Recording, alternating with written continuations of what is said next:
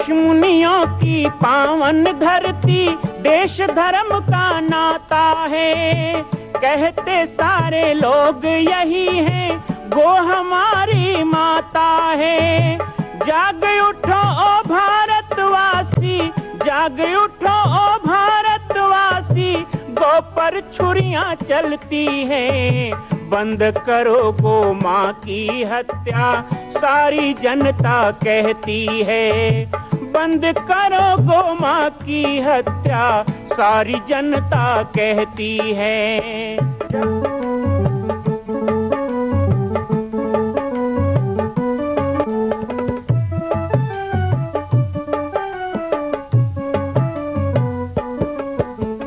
जगह जगह पर बूचड़ खाना, लाखों गौएं कटती हैं। किसे सुनाए व्यथा हमारी, नैना नीर बहाती हैं। रक्षा करना गौ माता की,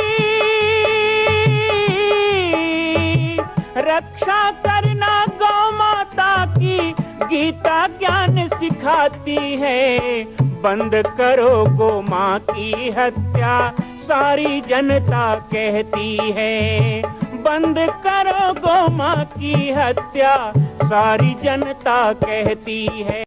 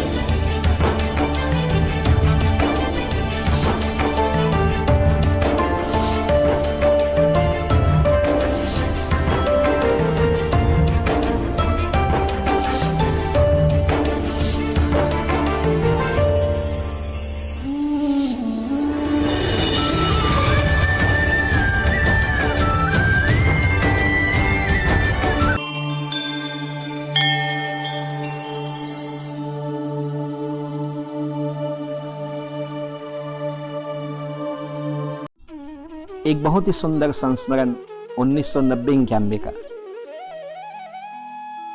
और वो संस्मरण है रामटेक यात्रा का। बचपन में ऐसे तो बहुत से पड़ाव मिले, लेकिन एक ऐसा पड़ाव रामटेक यात्रा के साथ आया जिसके कारण मैं विश्व हिंदू परिषद से, राष्ट्रीय स्वयं संघ से जुड़ पाया।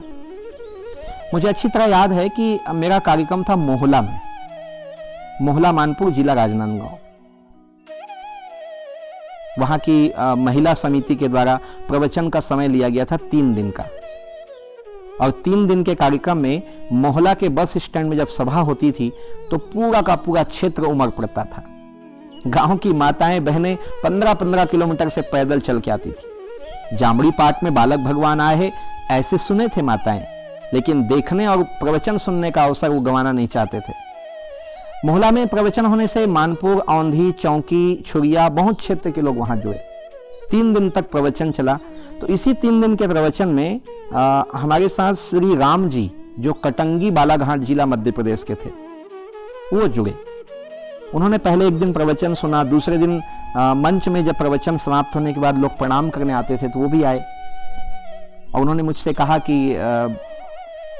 मैं राष्ट्र संत तुकड़ो जी से जुड़ा हुआ हूं।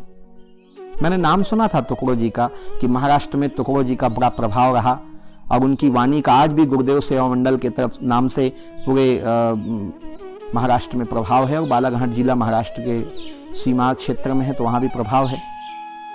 मुझे बड़ा अच्छा लगा। मैंने कहा, उन्होंने कहा कि आपको हम रामटेक ले जाना चाहते हैं। रामटेक में नारायण टेकड़ी है और नारायण टेकड़ी में गुरुदेव सीताराम दास जी का समाधि है और उस समय के वर्तमान मठाधीश थे छोटू जी महाराज। उन्होंने कहा मैं उनका शिष्य हूं और उनके तरफ से मैं आपको निमंत्रण देना चाहता हूं। मैंने कहा ये तो आपको गुरुदेव से पूछना होगा। गुरुदेव वहीं थे, वो निवास पे आए, बातचीत की, गुरुदेव ने आज्ञा दी और नियत समय पर गुरुदेव, मैं और मेरे साथ राजनांदगांव से दुर्गा शरण गुप्ता जी, तब तक वो जुड़ चुके थे हमसे, 1991 की ही बात है। रामटेक के लिए मन में एक बड़ा उत्साह था क्योंकि रामटेक वो जगह है जहां पर भगवान राम ने संकल्प लिया था, अस्थि समूह देख रघुराया, पूछा मुनि न लाग अति दाया। ऋषियों ने कहा निश्चर निकर सकल मुनि खाए, सुनि रघुवीर नैन जल छाए। निश्चरहीन करौ मही भुज उठाई प्रणकीन, सकल मुनिन के आश्रम नहीं जाए जाई सुख दिन। जहां राम जी ने वचन दिया था, संकल्प किया था, राम की टेक वो है रामटेक। वहां नारायण सरोवर का अद्भुत दृश्य था। हम रामटेक में 2-3 दिन घूमे। दिन में घूमते थे और रात में प्रवचन होता था। वहीं पर मुझे साध्वी गौरी जी मिली। साध्वी गौरी मेरी बड़ी बहन की तरह। मुझे 2 दिन में ही इतना प्यार मिला उनसे। मैं उनकी उंगली पकड़ के यहां वहां घूमता था।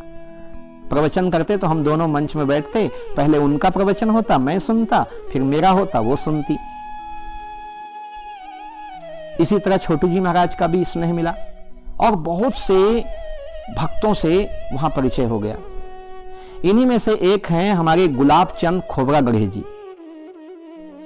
गुलाब चंद खोबरागढ़े जी घोटी घुसमरा तहसील लांजी जिला बालाघाट में रहते हैं। श्री हरि नारायण विष्णु मंदिर है उनका और हर वर्ष मकर संक्रांति में कार्यक्रम करते हैं। मेरे बड़े ही प्रेमी हैं। गुलाब चंद खोबरागढ़े जी का आज भी हमारा उनका उतना ही प्यार है और उनके यहाँ मैया भी मुझे माँ की तरह ही प्यार करती हैं। गुलाब चंद खोबरागढ़े जी ने कटंगी के लिए समय मांगा कि आपको कटंगी चलना है। एक और नया अध्याय मेरा इंतजार कर रहा था कटंगी में। मुझे अच्छी तरह याद है कटंगी जब हम पहुंचे थे तो बड़ी घाटियों को पार करते हुए हम गए थे। बड़ा भय भी लग रहा था और पहली बार शायद मैंने इतनी घाटियां देखी। और कटंगी जब पहुंचे तो शाम हो चुका था और हमारे रुकने की व्यवस्था की गई थी दीनदयाल उपाध्याय जी के घर में। आज दीनदयाल जी हमारे साथ नहीं हैं, लेकिन उनकी स्मृति मेरे साथ है। उनके साथ 12-14 साल मैंने बिताए और दीनदयाल जी के निवास पर जाने पर गुरुदेव को बहुत तकलीफ हो गई थी, स्वास्थ्य अच्छा नहीं था। फिर उन्होंने खूब कच्चे आम का पना बनाया, गर्मी का दिन था और गुरुदेव के पैरों में भी खूब लेप लगाया, घी लगाया। गुरुदेव स्वस्थ हुए। फिर हम वहाँ मंदिर भी गए, वहाँ मंदिर का दर्शन किया, हमने पूजा आरती में भाग लिया। दूसरे दिन का था कार्यक्रम। दूसरे दिन मंच का कार्यक्रम हुआ और कटंगी में जो मैंने प्रवचन दिया 1-1.5 घंटे, तो पूरा राष्ट्र संत तुकड़ो जी परिवार, गुरुदेव सेवा मंडल और पूरे महाराष्ट्र में मेरी आवाज चली गई। वो कटंगी की ही सभा थी जिसके कारण आज पूरा बालाघाट जिला मेरे से जुड़ा हुआ है। और वहीं पर मेरे पास गुलाब चंद खोबरागढ़े जी ने प्रस्ताव रखा कि घोटी घुसमरा में प्रवचन रखना है। मुझे पता नहीं था कि घोटी घुसमरा मुझे गुलाब चंद जी बुला रहे हैं या फिर मेरे कई जन्मों के संस्कार मुझे बुला रहे हैं। कुछ लग तो रहा था कि मुझे कुछ मिलने वाला है, पर क्या ये मुझे पता नहीं था। नियत समय पर घोटी घुसमरा के कार्यक्रम के लिए हम प्रस्थान किए। मुझे अच्छी तरह याद है कि बालाघाट में उस समय के विधायक दिलीप भटेरे जी मुझे लेने आए अपनी जीप में। मुझे लेकर के गए और निवास था घोटी में, लेकिन दूसरे दिन प्रवचन के समय मैं मंच में ही था। 1991 की बात होगी और उसी समय विवाह हुआ था श्रीमान जागेश भटेरे जी का, अर्थात दिलीप भटेरे जी के छोटे भाई। भोपाल में रहते थे, आज भी हैं, रेलवे में हैं। और शादी हुई थी उसी समय, तो दिलीप भटेरे जी ने उनको बुलाया था कि बालक भगवान आए हैं तो आप दर्शन करने आओ। तो वो माँ को लेके आए थे। पहली बार मैंने माँ को वहीं देखा, भोपाल वाली मम्मा। दोनों आए, प्रणाम किया और सबने निवेदन किया कि कल घर में चलेंगे चरण पूजा के लिए। मैंने कहा ठीक है। तो दूसरे दिन हम बोले गांव गए, घर में बहुत समय तक रहे। और उस समय मुझे ये पता नहीं था कि माँ मेरे जीवन में क्या लेकर के आई हैं। बहुत सौभाग्य था मेरा कि माँ का पहली बार दर्शन मुझे वहाँ हुआ। बोले गांव के प्रवचन में तो एक तरह से ऐसा माहौल बना कि वो 2-3 दिन में पूरा का पूरा लांजी तहसील पागल सा हो गया। भीड़ उमड़ती थी, खेत में मंच बनाया गया था, पूरा खेत भर जाता था। 1990-91 का वह कार्यक्रम आज लाखों लोगों को पाटेश्वर धाम में जोड़ने का एक साधन बना। मुझे ये भी नहीं पता था कि यही बोले गांव में एक समय मुझे राम कथा बोलने का अवसर मिलेगा और यहाँ यज्ञ होगा, यहाँ से शुरुआत होगी। तो रामटेक यात्रा और ये अनुभव मेरे लिए बहुत विशेष है। 1991, इधर राम जन्मभूमि का आंदोलन, इधर एक नया क्षेत्र का जुड़ना, महाराष्ट्र की ओर प्रचार प्रसार होना, और अब धीरे धीरे सभा बढ़ने लग गई थी। अब केवल छत्तीसगढ़ नहीं, महाराष्ट्र, मध्य प्रदेश, हर तरफ प्रवचन की मांग होने लग गई थी और इस तरह कार्यक्रम आगे बढ़ रहा था। बहुत सी यादें हैं, कहाँ से शुरू करूं और क्या बताऊं। विशेषकर 1992 में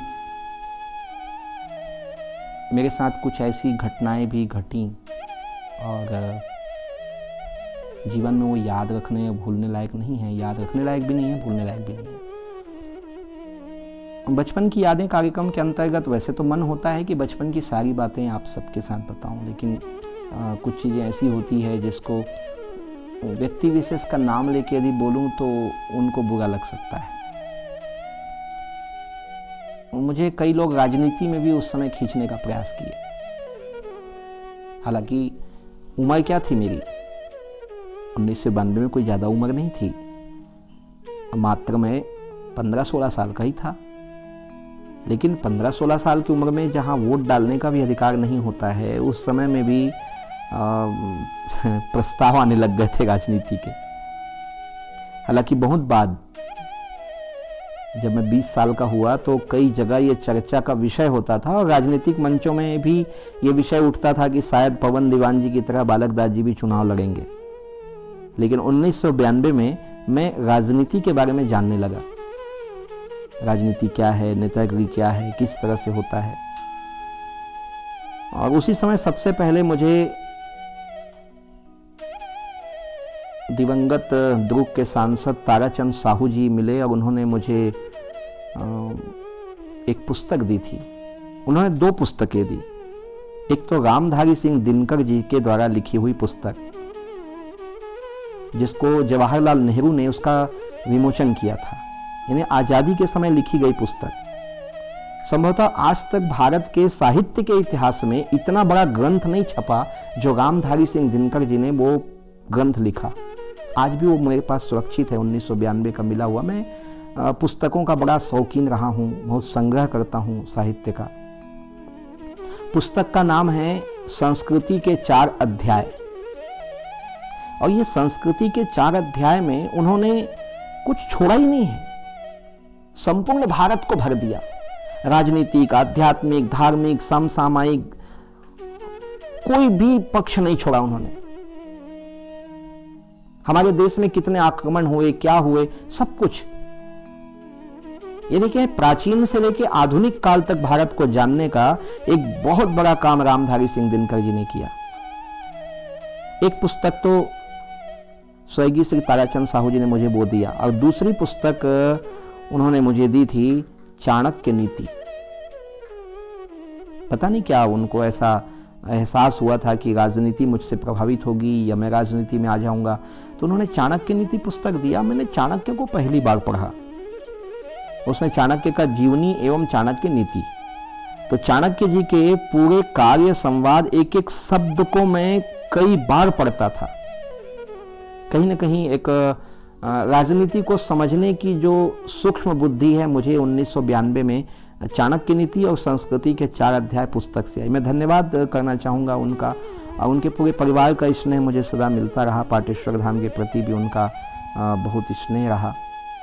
तो 1990, 91, 92 ये 3 वर्ष का जो सफ़र रहा है वो बहुत महत्वपूर्ण रहा है। बहुत से नए क्षेत्रों से जुड़ा, बहुत से नए संगठनों से जुड़ा, नए विचारों से जुड़ा। माँ स्वर्ण गंगा गीता गायत्री का प्रादुर्भाव हुआ। इधर अयोध्या कांड जिसने मुझे जीवन को नई मोड़ दे दी, हिंदुत्व के प्रति एक सोचने और प्रखर वक्ता के रूप में उभरने का ये दिया। और 1992 के 4 अप्रैल को पहली बार मैंने करीब 5 लाख लोगों को संबोधित किया।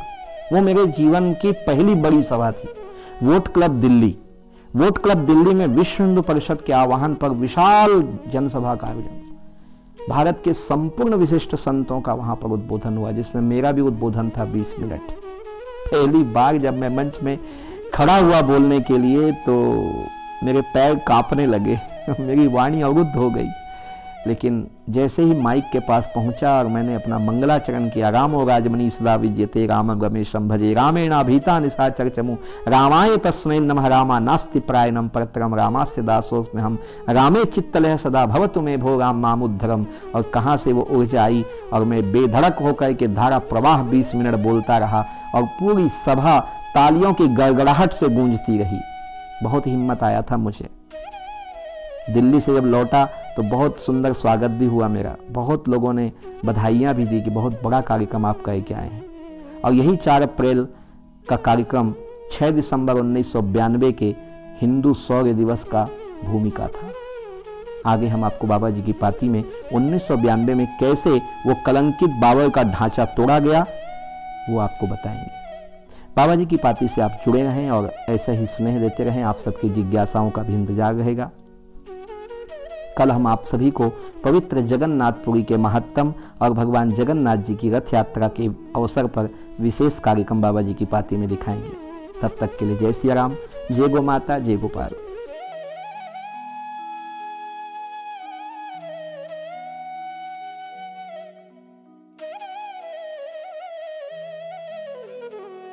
मां कौशल्या की पावन जन्मभूमि छत्तीसगढ़ प्रांत में बालोद जिला में स्थित है श्री सर्वसिद्ध शक्तिपीठ जामड़ी पाटेश्वर धाम।